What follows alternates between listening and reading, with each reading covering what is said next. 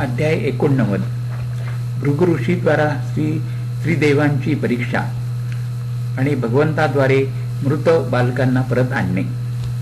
शुकदेव पुढे सांगू लागले, राजन, एकदा सरस्वती नदीच्या पावन तीरावर यज्ञ करण्यासाठी मोठे मोठे ऋषी मुनी जमले होते. त्यांच्यामध्ये वादविवाद चालू होता की ब्रह्मा, विष्णू आणि महेश या तिघांमध्ये श्रेष्ठ कोण आहे. हे जाणण्यासाठी त्यांनी तिघांची परीक्षा घेण्याचे ठरविले. या कार्यासाठी ब्रह्मदेवाचे पुत्र भृगु महर्षींना पाठविले. सर्वात प्रथम भृगु ब्रह्मदेवांकडे गेले. महर्षींनी त्यांना प्रणाम केला नाही अथवा त्यांची स्तुती केली नाही. या गोष्टीचा ब्रह्मदेवांना क्रोध आला, परंतु त्यांनी पाहिले की हा तर आपला पुत्रच आहे. त्यावेळी त्यांनी तो क्रोध विवेक बुद्धीने आतल्या आत दाबून टाकला. तेथून महर्षी भृगु कैलासात गेले. भगवान शंकरांनी पाहिले की आपले बंधू भृगु आले आहेत. त्यावेळी त्यांनी उभे राहून त्यांचे स्वागत केले आणि आलिंगन करण्यासाठी आपले हात पसरले. परंतु महर्षी भृगूंनी आलिंगन करण्यास नकार दिला आणि म्हणाले, तुम्ही वेदांच्या मर्यादेचे उल्लंघन करता, यासाठी मी तुमच्याशी गळाभेट करू इच्छित नाही. महर्षी भृगूंचे हे वक्तव्य ऐकताच भगवान शंकर क्रोधाने लाल पिवळे झाले. त्यांनी आपले त्रिशूल उचलले आणि भृगूंना मारण्यासाठी धावले. तितक्यात पार्वती माता तेथे आली आणि तिने शंकरांच्या चरणांवर पडून खूप अनुनय केला आणि त्यांचा क्रोध शांत केला. येथून महर्षी भगवान विष्णूंचे निवासस्थानी वैकुंठात गेले. त्यावेळी भगवान लक्ष्मी मातेच्या मांडीवर डोके ठेवून निजले होते. भृगु ऋषींनी भगवंताजवळ येऊन त्यांच्या छातीत लाथ मारली. भगवान विष्णू लक्ष्मीसह उठून उभे राहिले. त्यांनी आपले शिर वाकवून ऋषींना नमस्कार केला. भगवान म्हणाले, ब्रह्मन, आपले स्वागत आहे. आपण या आसनावर बसून थोडा वेळ विश्रांती घ्या. प्रभो, मला आपल्या आगमनाची कल्पना नव्हती, त्यामुळे मी आपल्या यथायोग्य आदर सत्कार करू शकलो नाही. माझ्या या अपराधाची क्षमा असावी. आपले चरणकमळ अत्यंत कोमल आहेत. असे म्हणून भगवान ब्रह्मर्षींचे चरण दाबू लागले. भगवान पुढे म्हणाले, हे महामुने,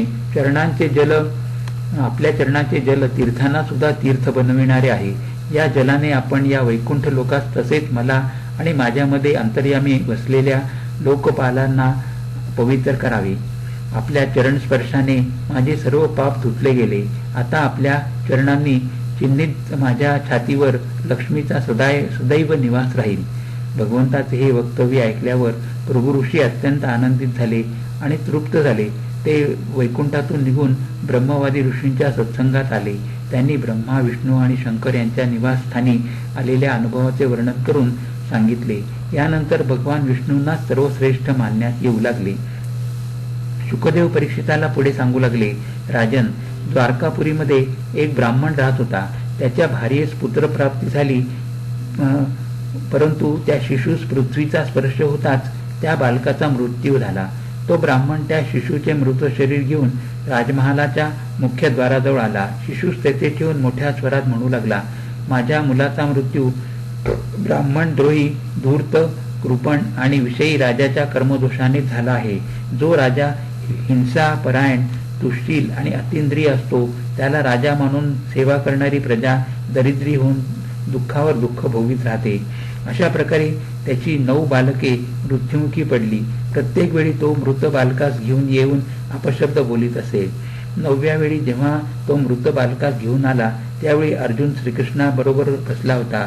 त्याला श्रीकृष्णाबद्दल काढलेले अपशब्द सहन झाले नाहीत. त्याने त्या ब्राह्मणास पुढचे बालक वाचवण्याचे आश्वासन दिले. यथासमयी अर्जुन त्या ब्राह्मणाच्या घरी आला आणि त्याने प्रसूतीगृहात अभिमंत्रित बाणांनी 4ही बाजूंनी घेरून एक बाणांचा पिंजरा बनविला.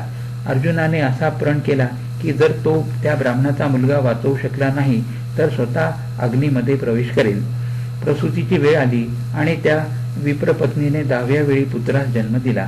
तो शिशू सारखा रडत होता, परंतु सर्वांच्या नजरेसमोरच तो सशरीर आकाशात अंतर्धान पावला.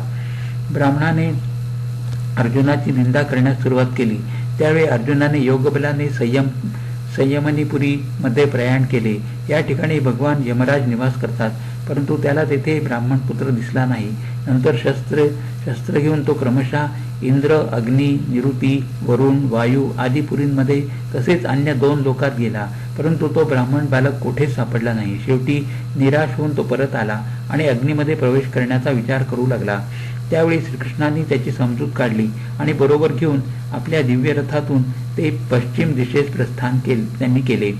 त्यांनी सात पर्वत असलेले सप्तद्वीप, 7 समुद्र आणि लोकालोक ओलांडून अंधकारात प्रवेश केला. त्यावेळी भगवंतांनी आपले दिव्य चक्र काढले. त्याच्या प्रकाशात रथ जात होता. या अंधकारमय प्रदेशानंतर रथाने पाण्यात प्रवेश केला.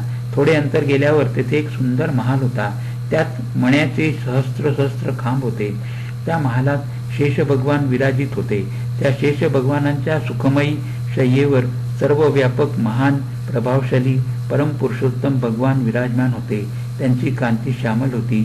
त्यांनी अत्यंत सुंदर पिवळे वस्त्र परिधान केले होते. मुखावर प्रसन्न हास्य विराजित होते. बहुमूल्य मण्यांनी युक्त मुकुट त्यांची शोभा वाढवित होता. भगवान म्हणाले, कृष्ण आणि अर्जुन, मी तुम्हा दोघांना पाहण्याच्या उद्देशाने या ब्राह्मण बालकांना माझ्याकडे आणून ठेवण्यास सांगितले होते. तुम्ही पृथ्वीवर दैत्यांचा संहार करून लवकरच परत या. हा आदेश स्वीकार करून भगवंतांना नमस्कार करून त्या ब्राह्मणांच्या 10 बालकांना घेऊन श्रीकृष्ण आणि अर्जुन द्वारकेस परतले. त्यांनी त्या ब्राह्मणास त्याची 10 बालके परत दिली. त्यांना पाहून त्या सच्छील दाम्पत्याच्या आनंदाला पारावरच उरला नाही. त्या विप्राने भगवान श्रीकृष्णांची अर्जुनाची अत्यंत नम्रभावाने क्षमा याचना केली. दयावंत क्षमाशील भगवंतांनी त्याला क्षमा केली. अध्याय 79 आणि 90 समाप्त.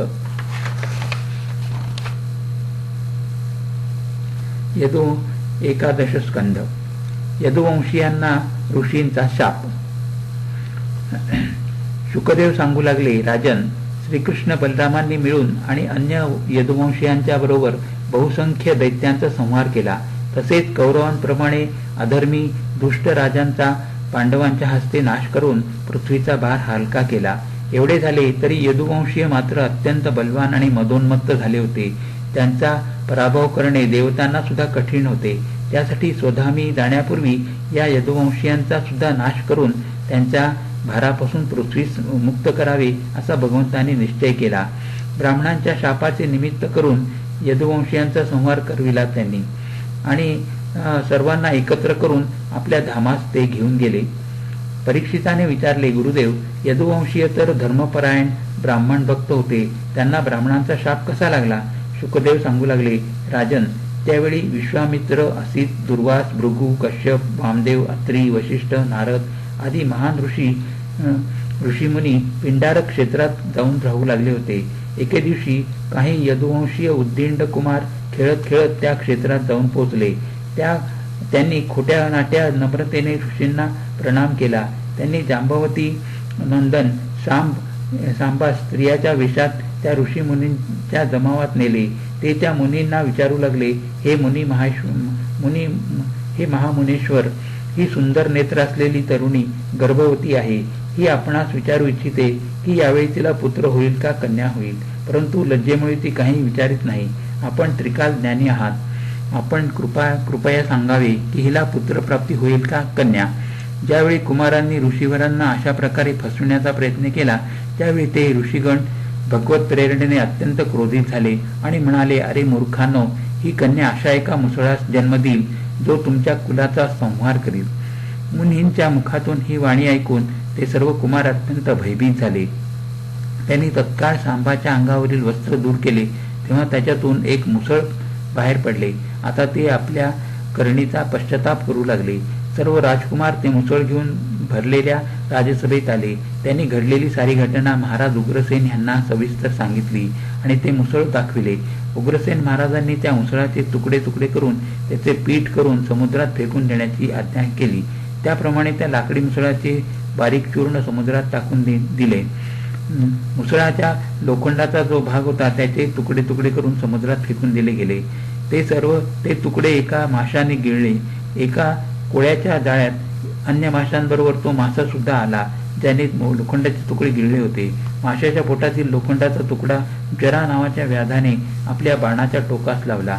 मुसळाचे जे चूर्ण पाण्यात टाकले होते ते समुद्र तीरावर जमिनीवर वाहत आले आणि त्याच्यापासून तेथे ऐरक नावाचे एक विशिष्ट अतिशय शक्तिशाली असे गवत उगवले. येथे अध्याय 1 समाप्त झाला. हरि ओम तत्सत, हरि ओम तत्सत, हरि ओम तत्सत.